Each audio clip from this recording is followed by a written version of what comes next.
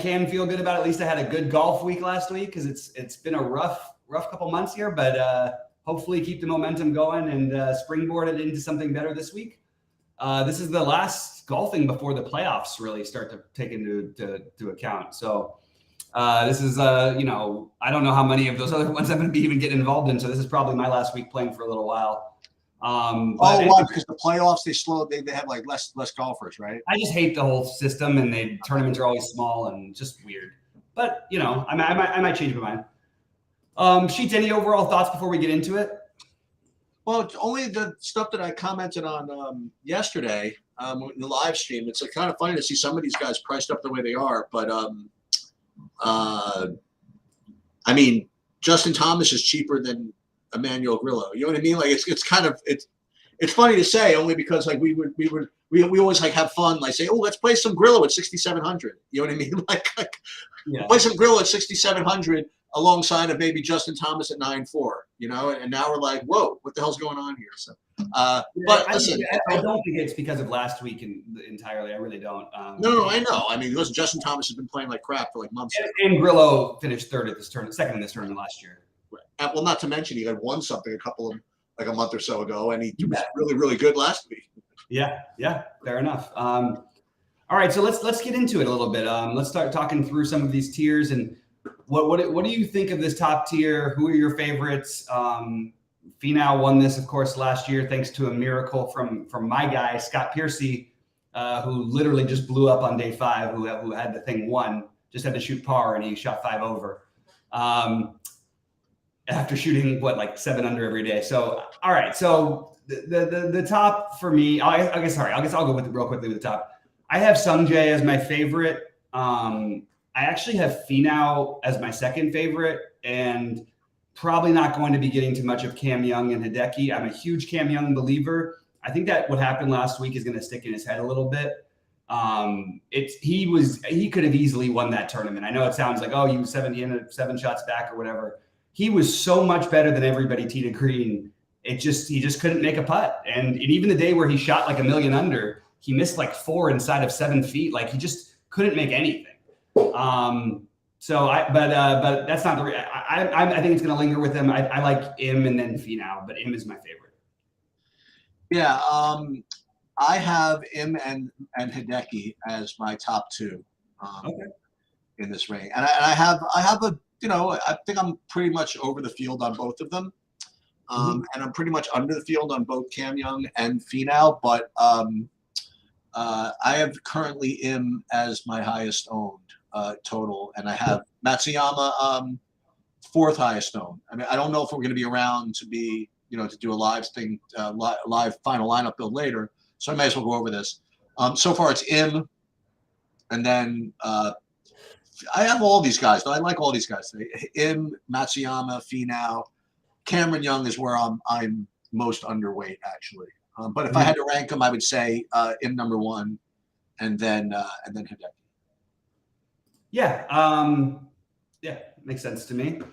All right, what about in the 9K? I'll let you start this one off. It's interesting because everybody at the top, because no one knows what to do with their salaries, everybody's basically going to have some ownership.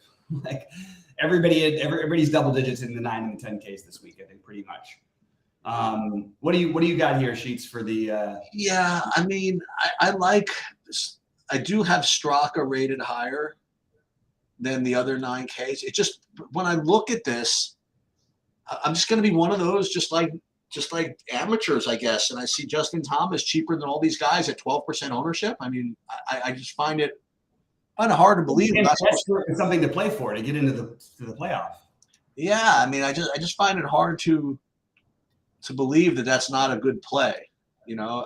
As it turns out, though, the way I'm actually building, I'm not getting to that much of them because I'm playing the 10Ks more, and I'm playing 10Ks with 7Ks. So I'm not really getting to them as much. But I think Aberg is fine. I'll probably be with the field on him. Straka, I'll be with the field on him. And right now I'm like way under on Justin Thomas, and it feels just really, really wrong. But there's no disputing his recent form, right? I don't know what I'm going to do. I'll probably be under on Grill. I'll probably be under on all this stuff, if you want to know the truth. Yeah, so because of all these guys being pretty popular, like it's what I'm doing is I'm going to probably there's a lot of cheap guys that I really like, so I'm going to probably cycle those guys through Yep, and I use them like it. as my differentiator. Yeah. But picking in this range, Aberg is my favorite. Justin Thomas is my next favorite, along with Straka. They're like right there with each other. We could make an argument that we're just being idiots for not just like loading it up Straka. He looks unbelievable. And Comp Courses has done really well on the similar courses to this. So I think that those would be my three favorites, and probably not going to get a whole lot of exposure to the other ones.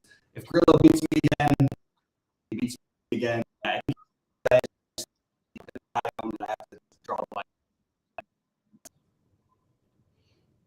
All right, down in the 8K range, Sheets. What are your priorities here? Yeah, I'll tell you who I don't really have that much of, and it's funny the way lineup construction works. Like in and of itself, I think Hadwin's like a good play, I guess. But the way I'm building, I'm not quite getting to him. Like my two highest owned guys from this range are actually down a little lower. That would be JT Poston and Bo Hostler. But Hadwin's definitely obviously like a better play than these guys. But because I guess I'm spending for these 10Ks, that I really need to save the money and not really play these 8,900s. So in and of itself, I think Hadwin's a good play. But my two main guys from this range right now are Bo Hostler and JT Poston. Nice. My top three would be Hadwin, Sahith, and Vincent Norman. So I like that we're getting a little different from each other here. Yes. I really like the Norman Aberg thing. Play the Swedes, right? Yeah, play the Swedes, whatever this week. That's my thinking. But I like Hadwin as a potential to win this tournament. Actually, I think I wonder what his odds are, because I bet you he's actually a reasonable bet. We'll do that in a minute. Okay. Down in the 775 to 800 to 8K, my favorites are going to be Aaron Rye, Eric with the C Cole, and those are two like priority-ish plays. So what probably happens with my builds, based on the way that I'm talking, is I end up with like a Hadwin, two of these guys, and one of the 9K guys, and then maybe two 6K guys or something like that. But yeah. So anyway, I like Højgaard, Rye, and who did I say my other one was? I like Eckroad also, but I forgot to mention him. Cole, Højgaard, Rye, Eckroad. Those are my four guys. Yeah. So what? Are we just doing 7,500 and up? Yeah. Okay. Yeah. What Bobby mentioned earlier in the way he was considering building, I think it's really important that you filter through these 7K guys. The guy who's going to rate the highest in the projections, and he's going to get owned as a result, is going to be Aaron Rye. And I'm going to get a decent amount of him as well. The other guys I would mention that I have a decent amount of, and I'm rating these guys by leverage, actually, like how much relative their ownership is Alex Noren, and you mentioned Aaron Rye. Eckroad you already mentioned, but I will reiterate that. Eckroad, Rye, Noren, and Ryan Fox. Those are the guys that I'm having. I'll be over the field on all those guys. Yeah. That makes a lot of sense. All right, down below 7K to 7,500. There's a bunch of guys who are iffy plays for me here. Adam Svensson, Shez Reavie. Actually, not a bunch. There's a few. There's one. Who's my other one? Oh, both of the Woos. That's pretty much. Both of the Woos and then Ben Griffin are the guys I'm considering, but nobody who I'm extremely high on between 7K and 7,500. So I will take the Heat then. My two most. I forgot one. Sorry, Caleb Tarrant is one of my favorites. Okay. Sorry, go ahead. The two guys I have most leverage to the field on the entire slate are from this range. So I figured I would just take my stand and just kind of announce who those are. And that would be Lee Hodges and Sam Stevens. I am well above the field on both of those guys in both MME and big buy-ins. And that's just kind of where I'm at. Lee Hodges and Sam Stevens. And KH Lee, I don't know if you mentioned him. He looks fine. Brandon Wu, he looks fine too. But in this range in general, like 7K through 7,900, I would definitely, like Bobby recommended, if you're playing multiple lineups, just filter through. And I think the reason why I like Lee Hodges is he's probably one of the lowest owned of the guys that I'm mentioning. So I really do like that, as is Sam Stevens. Mm-hmm. Make my argument for Taryn. He finished 7th here last year. And I think that at 7K, I think that he's got a reasonable chance at top 10, top 15 again. All right. You got anything under 7K? A lot. Let's go. Let's hear it. James Hahn, who he finished 4th here last year. Think he's getting completely overlooked. So I will definitely play some of him, even though he's not in his best form. The other ones I have Carson Young. Always going to keep high on the Carson Young. I would like to see if you could get a Carson versus Cam Young and see if Carson Young could somehow beat Cam Young this week. He's beaten him a lot of the weeks this year, so it's not quite as crazy. I have Marty Dow, Carl Yuan, Patton Kazire, Sam Ryder, and then the guy who literally blew this tournament last year, the poker player, the Sheets Inside Info guy. The less than 0.5% owned Scott Piercy will be my last one. Yep. So I only have one guy that I have more than really one lineup in. So I'll just tell you who that is. So I have a full 7% of Michael Kim. So that's the one guy that and the other guy I have a couple lineups with is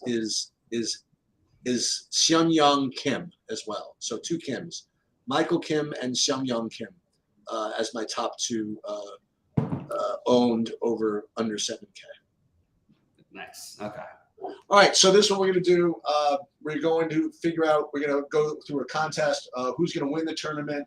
Then we're going to talk about top guy under 9K to finish top 5, top guy under 10K to get top 5, top guy under 9K to finish top 10, top guy under 8K to make top 20, top guy under 7K to make the cut, and top guy worst guy probably over 9K to miss this cut. So who is going to win? And you can start. Yes, I will. And I forgot one guy who I didn't forget one guy. No, okay, so I'll take Sanjay. You'll take Sanjay, and I will take Hideki. Oh, we got all right, Asian connection there. All right, under 10K to the top 5. I'm going to go Aberg, who I almost picked to win. I will go with take your breath. You made a whole case for him. No, I will go with Sepp Straka. Okay. All right. Under 9K to top 10. It's an interesting one. For some reason, I don't know what if it's like I didn't play that much in this range or something, but I guess I could play Hadwin. Yep, that would have been my guess, and then that would have been my pick. So I'm going to go with JT Poston. I wish you would have just said Vincent. Oh, Norman. You only got to play one lineup with him. Don't worry about it. No, but it's just because I want to play Norman and I want to play. Oh. Could have been on. I have Norman looking good, and actually Norman I have is I guess they're about the same ownership as Poston. Yeah. Under 8K. Let's go top 20. 20. It's really between there's 2 guys who I feel like stand out. I'll take one. You can take the other again. So I'll take Austin Eckler. Oh, I mean, he's actually another one that I was high on, but he wasn't the one I was thinking you were going to say. I will take Aaron Rye, but I thought you were going to take Eric. I thought one of us would take Eric with the C. Cole. Yeah, that was my next one, actually. Yeah. And then after, as long as we're doing this, and then Ryan Fox would win after that. So, under 7K to make the cut? Yeah. I mean, I'll just go with the guy I said. I got Michael Kim. So you have Kim, and I will take Carson Young. Ooh, I like that. But I do like the idea of getting some Piercy exposure because I don't know. I'm still buying into what your friend said, and I've seen him have. He's had like the best round of the day, like like a bunch of these tournaments that he's played, but the rest of the rounds he just can't put it together. So, yeah.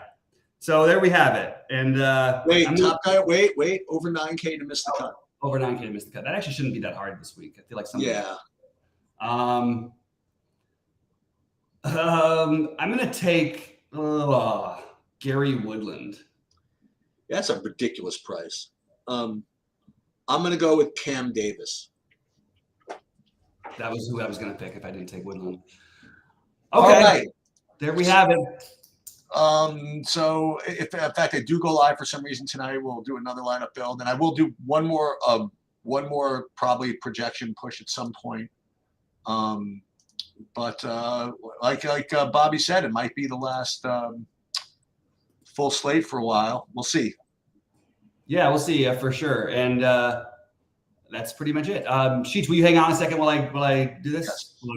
All right. Good luck, everybody, and we'll hopefully we can crush it this weekend. I will post my builds once I get them figured out a little later.